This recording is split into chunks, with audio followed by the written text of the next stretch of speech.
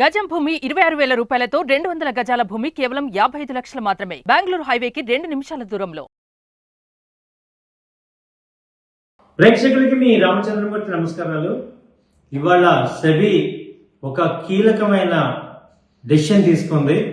అదే పారిశ్రామికవేత్త అయిన అనిల్ అంబానీపై సెబీ 5 ఏళ్ల పాటు నిషేధం విధించింది. ఒక రకంగా ఇదంతా కూడా చాలా షాక్కి గురైంది. ఎందుకంటే అనిల్ అంబానీ మనకి అందరికీ కూడా సుపరిచితులే. వాళ్ళు ధీరుభాయ్ అంబానీ గారి అబ్బాయి.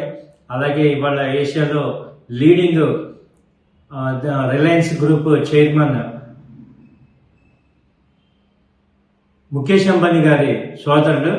అయినా కానీ ఇవాళ సెబీ ఆయన మీద 5 సంవత్సరాల పాటు నిషేధం విధించింది. అలాగే 24 సంస్థలకు ఆ నిషేధాన్ని కూడా విధించింది. ఎందుకని అనేది ఈ వీడియోలో మనం డీటెయిల్గా చూద్దాం. అసలు ఏం చేశారు ఈయన, ఎక్కడ జరిగింది, రాంగ్ ఎక్కడ జరిగింది అనేది చూసుకుంటే మనం గత 10-15 సంవత్సరాల నుంచి చూస్తున్నాం. ఈ అనిల్ అంబానీ గారు రిలయన్స్ గ్రూప్ని సరిగ్గా నడిపించలేక ఇబ్బంది పడ్డారు. ఒక్కొక్క దానికి తప్పుని కవర్ చేయడానికి ఇంకొక దాన్ని అడ్జస్ట్మెంట్ చేయటం వల్ల ఎక్కువగా లాస్ అయ్యి డెసిషన్స్ అన్ని కూడా రాంగ్ తీసుకోవటం వల్ల మేజర్గా కూడా ఈ యొక్క మార్కెట్స్ రూల్స్ని అతిక్రమించడం, ఈ కంపెనీ చట్టాలని ఉల్లంఘించడం ద్వారా ఎక్కువ పెద్ద మొత్తంలో ఈయన రాంగ్ చేసినట్టుగా, తప్పులు జరిగినట్లుగా తెలుస్తుంది. ఈయన మేజర్గా ఇప్పుడు రిలయన్స్ సెబీ చెప్పింది ఏంటంటే, ఈయన రిలయన్స్ హోమ్ ఫైనాన్స్ అనే కంపెనీ, హౌసింగ్ ఫైనాన్స్ లోన్స్ ఇచ్చే కంపెనీ, ఆ కంపెనీ నుంచి అక్రమంగా వేరే యొక్క ఇన్ఫ్లుయెన్సర్స్కి లోన్స్ ఇవ్వటం జరిగింది. వాళ్ళు తిరిగి కట్టకపోవటం వల్ల, బకాయిలు ఇవ్వకపోవటం వల్ల ఆ కంపెనీ వచ్చి ఇది డిఫాల్ట్ అయిపోయింది.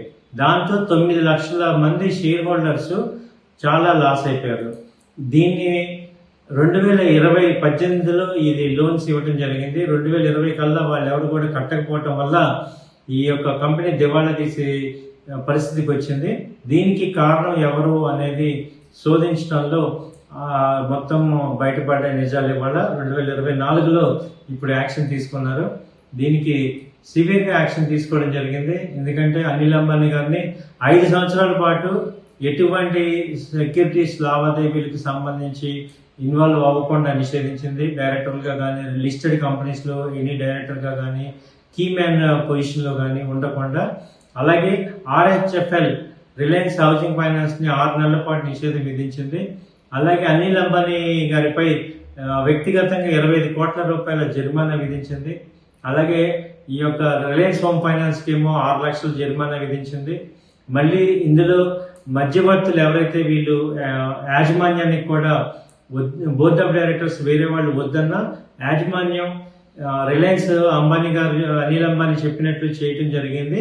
ఆ డైరెక్టర్లు అందరినీ కూడా సస్పెండ్ చేసి వాళ్ళకి కూడా ఇలాంటి ఉల్లంఘన చేయటం ద్వారా వాళ్ళని కూడా బ్యాన్ చేయడం జరిగింది. ఇది చాలా పెద్ద మొత్తంలో జరిగిన ఫ్రాడ్ కింద ఈ సెబీ అనేది పేర్కొంటుంది. ఈ దివాలా తీయటం వల్ల దాదాపు 2018లో ఈ కంపెనీ షేర్ వాల్యూ 60 రూపాయల వద్ద ఉంటే 2020 నాటికి ఇది 75 పైసలకి పడిపోవడం ద్వారా 9 లక్షల మందికి పైగా వాటాదారులు నష్టానికి గురి కావడం అనేది జరిగింది. దాన్ని అప్పుడు దాని మీద కంప్లైంట్లు రావటం వల్ల వాటిని పరిగణలోకి తీసుకొని దర్యాప్తు చేసి ఎవరైతే ఈ యొక్క ఫ్రాడ్ చేశారో వాళ్ళందరి మీద కఠినమైన చర్యలు అయితే తీసుకోవడం జరిగింది. ఇది ఒక రకంగా మార్కెట్కి సెబీ అనేది ఎంతటి వారినైనా వదలదు అనే ఇన్ఫర్మేషన్ చాలా క్లియర్గా స్పష్టం చేస్తుంది. ఎందుకంటే ఏదైతే కంపెనీస్ మీద ఇన్వెస్టర్స్ ఎక్కువ మంది ఇన్వెస్ట్ చేస్తుంటారో వాళ్ళ యొక్క భద్రతా ప్రయోజనాల దృష్ట్యా ఈ కంపెనీలు అనేవి పనిచేయాలి. అంతేగాని నిబంధనలు అతిక్రమించడం అనేది అతిక్రమించి వాళ్ళకి తగ్గట్టుగా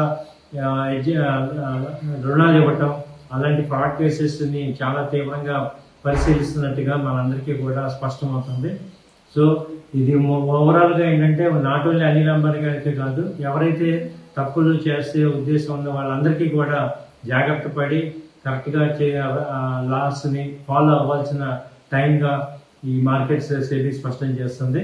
సో సో ఇది రిలయన్స్ హోమ్ ఫైనాన్స్ అనే కంపెనీ ద్వారా ఈ యొక్క ఫ్రాడ్ అయితే జరిగింది. ఈ ఫ్రాడ్లో కన్ఫర్మేషన్ సెబీ క్లియర్ చేసింది, ఫ్రాడ్ జరిగింది. దీనికి మేజర్గా అనిల్ అంబానీ గారు బాధ్యత వహించాలని డిమాండ్ చేసి ఆయనకి పర్సనల్గా 25 కోట్ల జరిమానా వేయటం, అలాగే 5 సంవత్సరాల పాటు ఎటువంటి లావాదేవీలు లిస్టెడ్ కంపెనీస్లో ఉండకుండా చేయటం అనేది తీవ్రమైన పనిష్మెంట్ కింద గమనిస్తున్నాం.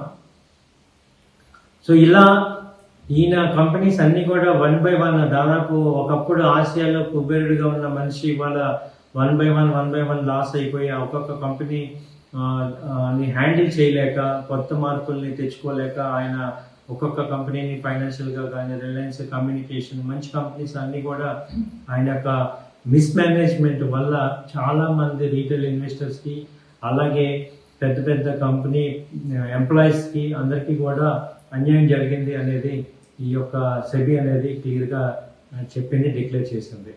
సో ఇది ఇవాళ మనకి కీలకమైన ఘట్టంగా చెప్పగలుగుతున్నాం. స్టాక్ మార్కెట్ చరిత్రలో ఒక రకంగా ఇది ఒక చాలా కీలకమైన పరిణామం. సెబీ అనేది ఎవరిని వదలదు, చట్టం అనేది ఎవరిని వదలదు అనేది ఒక క్లియర్ ఇండికేషన్ కింద తెలుస్తుంది. అలాగే ఇది ఆల్రెడీ 2022లో కూడా సెబీ విచారణ చేపట్టి వీళ్ళు దోషులుగా తేల్చింది. సో ఇవాళ డెసిషన్ తీసుకొని కన్ఫర్మేషన్ చేసింది. సో థ్యాంక్ యూ అండి, నమస్తే.